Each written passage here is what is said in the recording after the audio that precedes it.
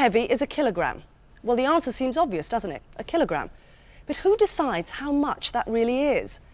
Well, all over the world, precious blocks of metal are carefully stored away that are supposed to represent the perfect kilo.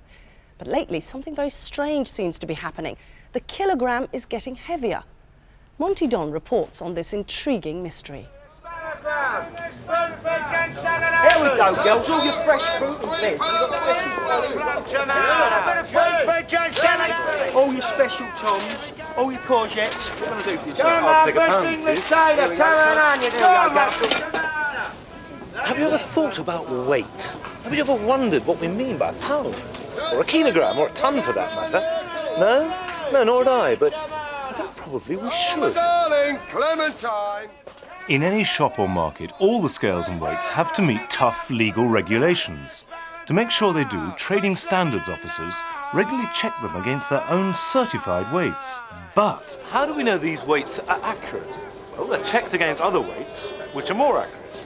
And in turn, those are checked against other weights, which are even more accurate. Eventually, it all goes back to one small cylinder of platinum-iridium alloy that was made over 100 years ago in Paris. This is the mother of all kilos. Britain's national standard, known as Kilo 18, because it's the 18th copy from the international original, is kept in southwest London here at Bushy House, which was once home to the feisty Mrs. Jordan, mistress of King William IV. These days, Bushy House is the eminently respectable home of NPL, the National Physical Laboratory. Down in what was once Mrs. Jordan's wine cellar, Kilo 18 is kept in a protective case under precisely controlled conditions. It's brought out just twice a year. The accuracy of this little object is hard to comprehend. The removal of a single layer of atoms would make it useless. And to touch it, scratch it, or heaven forbid, drop it, would be a major catastrophe. Kilo 18 is so important that only 2 people in Britain are trained to handle it. Every 30 years or so, Kilo 18 and all the other national standards travel back to Paris to be checked against the original kilo. The last time this happened was 4 years ago, and it was a chilling experience because it confirmed what has long been suspected. The kilos are actually getting heavier. Now the question is, why? Whatever was causing the increase in weight must be some sort of dirt on the surface, but the amounts involved would be minute, just a sprinkling of atoms. Cleaning's normally out of the question, because it would be so easy to get over-enthusiastic and rub off a bit of the metal.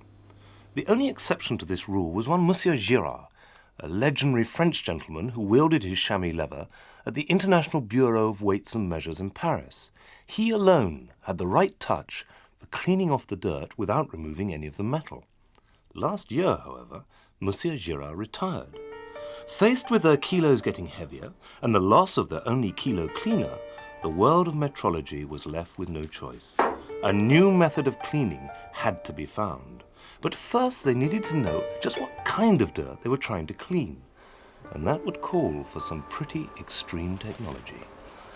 And this is about as extreme as technology gets. In here is a scanning electron microscope, a tunneling electron microscope, an X-ray photo electron spectrometer, an OJ electron spec... well, you get my drift. This machine can identify a single atom, take its picture, and tell you precisely what it is. Looked at under the electron microscope, the surface of the kilo looks like a ploughed field, covered in furrows from the diamond that machined it. It's in those furrows that any dirt will be trapped. X-ray spectroscopy revealed what it was. This twin peak shows that the surface was contaminated with mercury. Because it's poisonous, mercury is always meticulously monitored in laboratories. So where had it come from?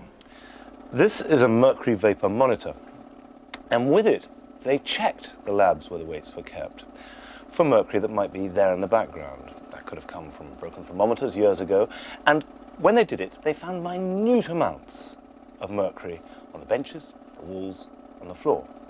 They also found it from a less expected source. Look what happens if I put this in my mouth.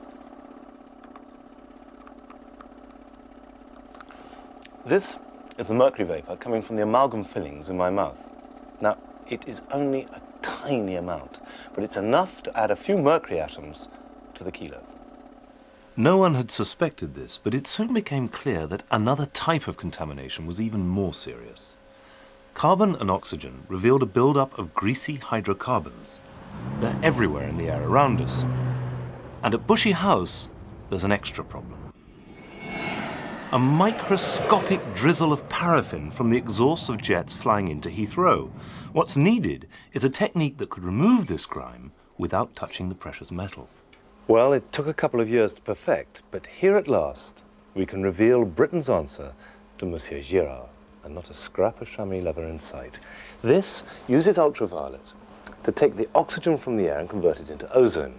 And the combination of ultraviolet and ozone attacks the greasy stains and turns them into harmless carbon dioxide.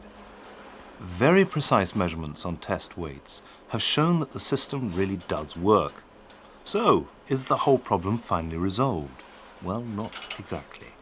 Because all these precious weights are cross-checked against each other, every country must agree before there's a change in the way any one of them is handled. An optimistic estimate is that it'll take 10 to 20 years of negotiations before this technique can be used. In the meantime, if you think this little weight anomaly is going to lead to some bargains in the fruit and veg department, you'd be quite right. By my reckoning, I'd say if you bought 10 million apples, you get an extra one free.